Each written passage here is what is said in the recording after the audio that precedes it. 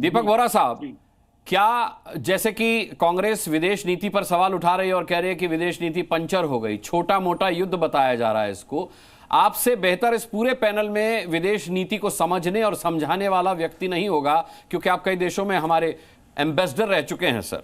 तो with due respect मैं आपसे पूछना चाहता हूं कि क्या वाकई में हमारी विदेश नीति पंचर हो गई है? ऑलराइट, आपका बहुत बहुत धन्यवाद सर। क्षमा चाहता हूं कि आपके साथ स्टूडियो में नहीं हूं, लेकिन जब आपके साथ होता हूं ना, ऊर्जा बहुत मिलती है मुझे आपसे। You are one of our best, और आपका चैनल तो बेमिसाल है। But next time in your studio sir, मुझे 52 साल हो गए हैं कूटनीति में। आप लोगों का मीडिया में काम होता है क्या हुआ है, हमारी ट्रेनिंग ये होती है समझना क्यों हुआ है। अभी जिक्र किया कि पीएम साहब पिंग पोंग से टिंगलिंग से 18 बार मिले, क्यों मिले सर? फिर आप वो गए थे आतंकिस्तान, वहाँ के प्राइम मिनिस्टर से मिले, क्यों मिले सर?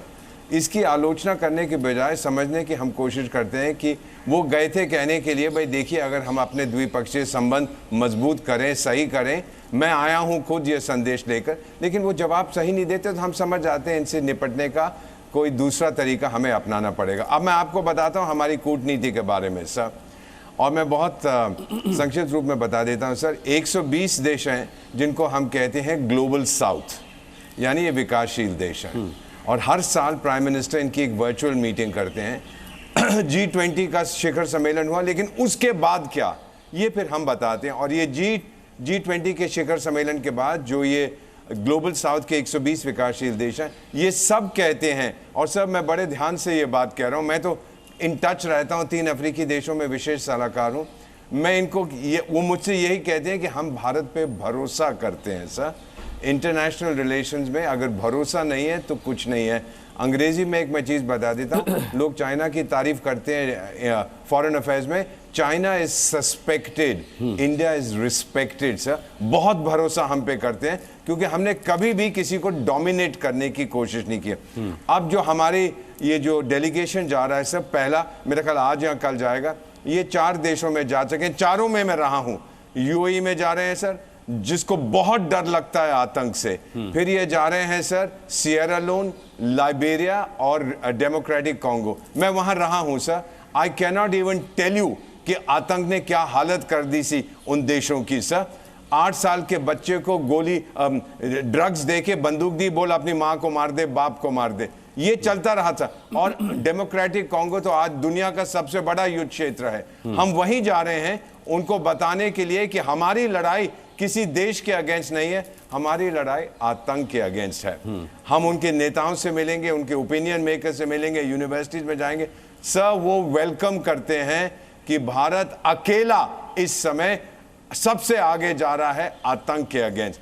प्राइम मिनिस्टर ने यही कहा, पाकिस्तानी आतंकियों को मारेंगे, उन्होंने कहा आतंक को जड़ से मिटा देंगे, और वो बहुत अप्रिशिएट करते हैं लोग। मेरी बात मानिएगा सर, मैं जिन लीडर से बात करता हूँ, एक स्पिन ऑफ बेनिफिट सर, जब ये सब खत्म हो गया, हमने जो एस्टिमेट किया है, मैं डेवलपमेंट इकोनॉमिस्ट हूँ, 15 बिलियन में 9 शून्य होते हैं, $15 बिलियन का पाकिस्तान को नुकसान हुआ ये 4 दिन में।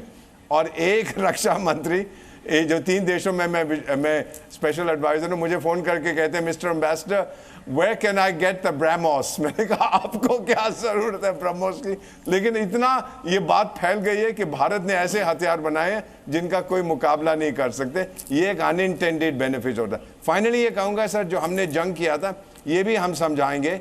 एक तो हमारी तीनों सर्विसेज उसमें शामिल थी, हमारे साइबर सिक्योरिटी वाले उसमें शामिल थे सर, हमारी बीएसएफ थे, हमारी एयरफोर्स थी, हमने बियॉन्ड विजुअल रेंज फायर किया, हमने ग्राउंड से मिसाइल फायर की, और सर जो हमें कभी भूलना नहीं चाहिए, स्पेस, अंतरिक्ष से हमारा नेविक सिस्टम, गाइडेंस सिस्टम, वो हमारी मदद कर रहा था। इसका मतलब सब तरफ से हमने ये साबित कर दिया है कि हमारा इंटीग्रेटेड डिफेंस कोई तोड़ नहीं सकता उसको सर। ये आज मैं 6 फुट 2 इंच का, 6 फुट 8 इंच का हो जाता हूं सर, जब मैं ये पढ़ता हूं। और आपको देखकर हम 10 इंच के हो जाते हैं सर। जब 5 फुट 10 इंच की हाइट तो मेरी है, और मैं 6 फुट 10 इंच का हो जाता हूं जब आप मेरे पैनल में होते हैं और देश की शौर्य गाथा को इस आकलन के साथ सुनाते हैं कि एक तथ्य को हम जांच सकते हैं, परख सकते हैं।